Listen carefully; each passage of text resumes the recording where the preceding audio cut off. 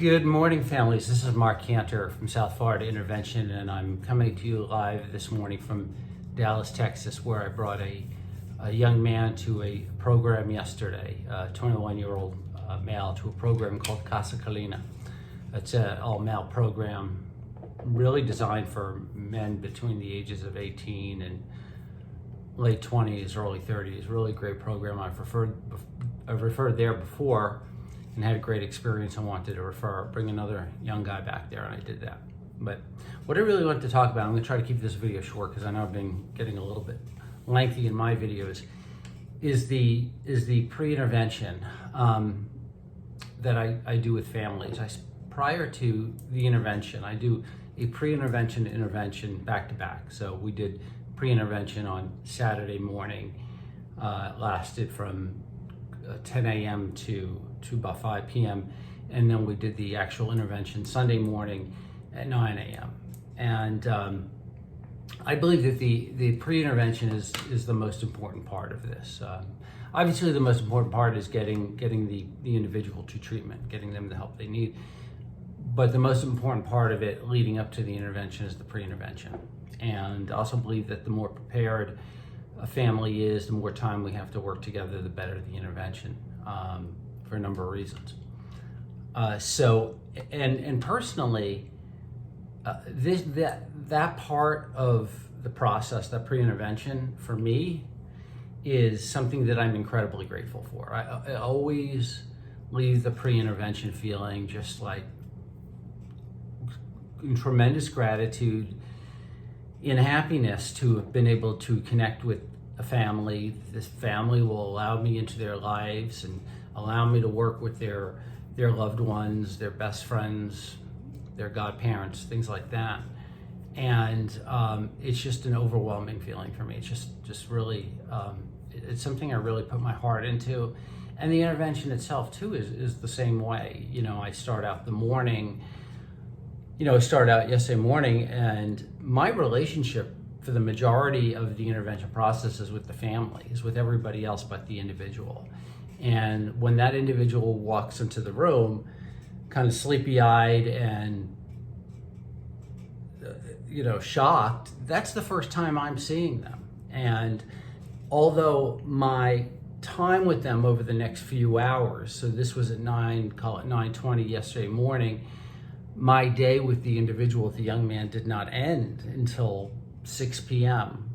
Local time here in Dallas. So we get a lot of time together. And with this young man has a beautiful spirit, beautiful soul. He really wanted the help. He welcomed the help. We talked a lot in the airport, in the car, and had some really deep conversations from the airport in Dallas to Casa Kalina. And it was really fantastic. And I really got insight to his recovery, and I was able to share a lot about my recovery. And I'm grateful for that. When I drop off bring a client to treatment, and I'm leaving, I really feel a tremendous amount of gratitude. But the pre-intervention for me is a really big deal. I do an entire day pre-intervention. We start at usually about 10 o'clock in the morning. We go to 5 or sometimes later. We do a variety of things, but one of the things I do, which I think is really important, and it's changed a little bit because of COVID, but did not stop us, is I take families to an Al-Anon meeting.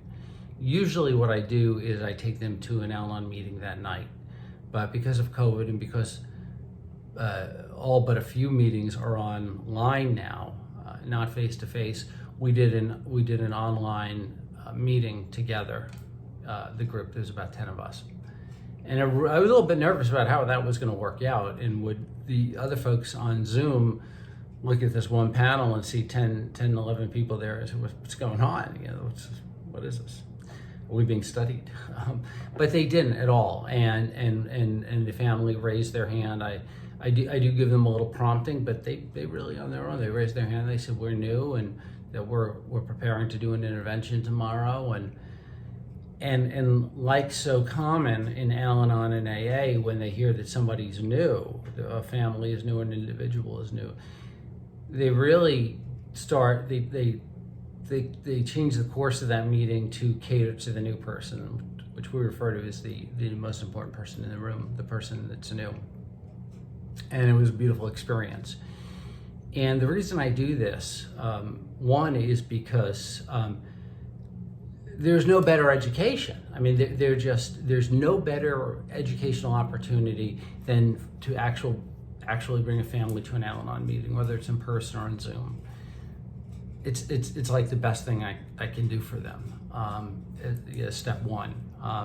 And Al-Anon kind of lays out the entire program and lays out my objectives with the family, kind of in that's the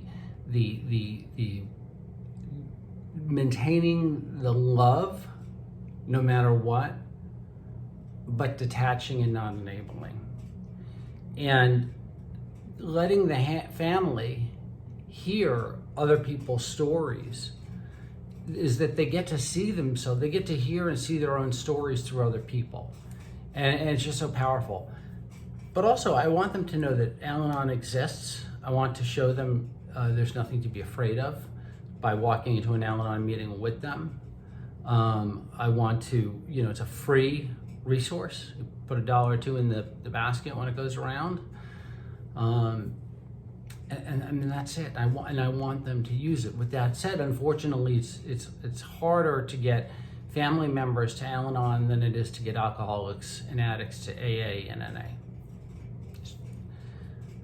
There's a number of reasons for that. There's a lot of psychology behind that.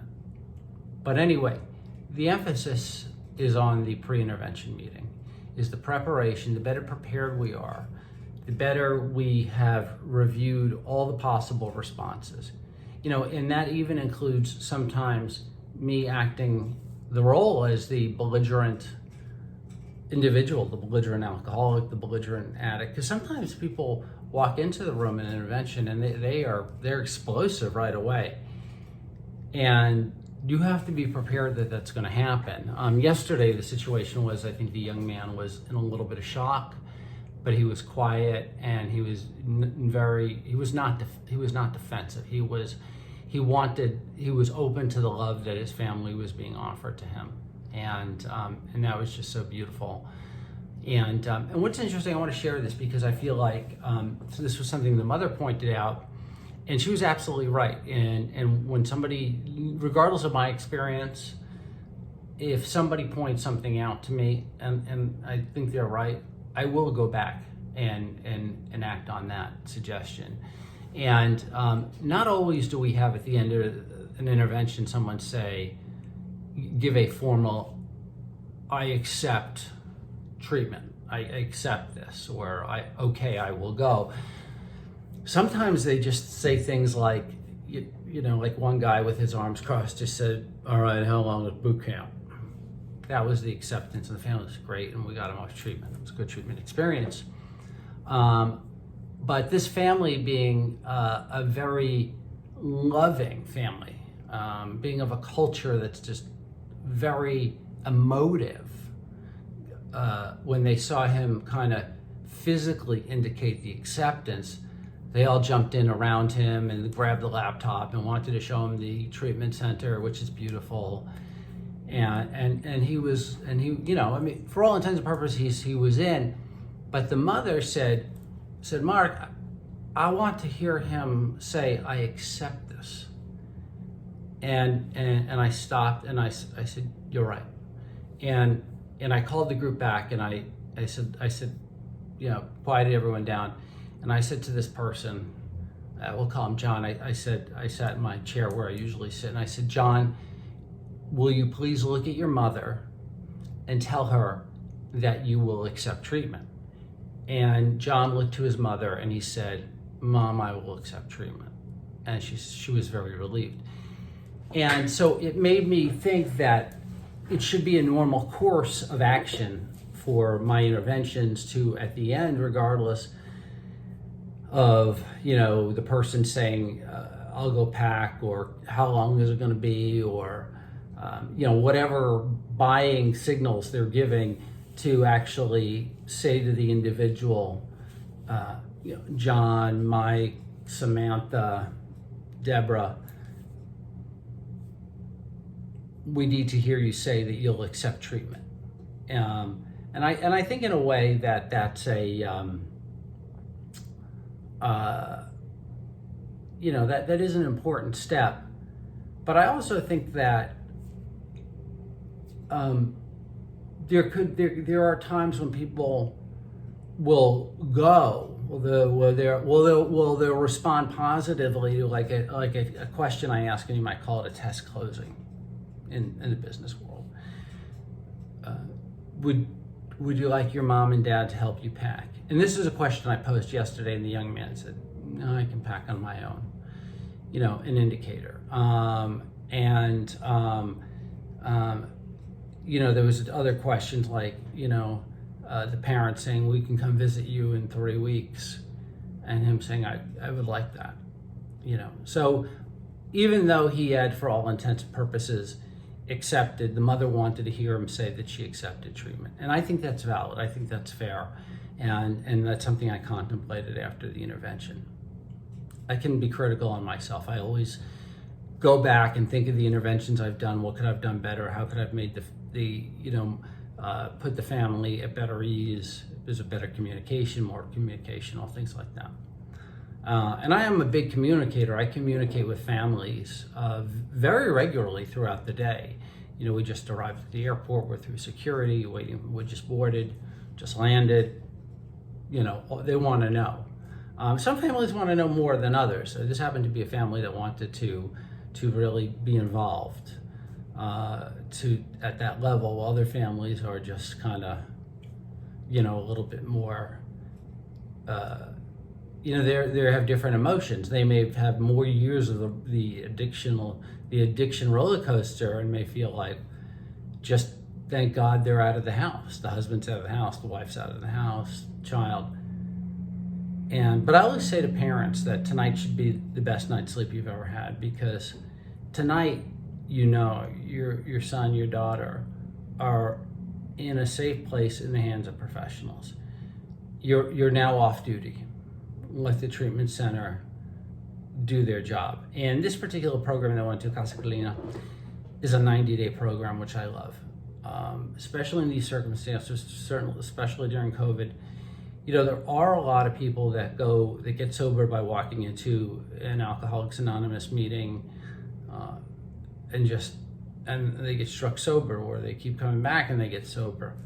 But there are very few in-person Alcoholics Anonymous and Al-Anon meetings in person right now. So it's even harder. So it's even more imperative now that people are in treatment, in residential treatment, where they're going to have that protection, where they're going to have that physical presence around them. So anyway, if you have any questions or want to talk about the pre-intervention process or any part of the process, I'd love to do that. I'd love to start interviewing people, have more of a conversational video, so it's not just me here kind of talking to you guys, but more conversational. Hear other people's stories, bring more flavor to the videos. But please like me on YouTube. I'd love to get some more subscribers. My website is southfloridaintervention.com. Again, it's southfloridaintervention.com. And my telephone number is 202, this is my mobile number, so text or call, whatever, 202-390-2273, 202-390-2273. So thank you for watching this, and I will see you in the next video. Thanks. Bye-bye.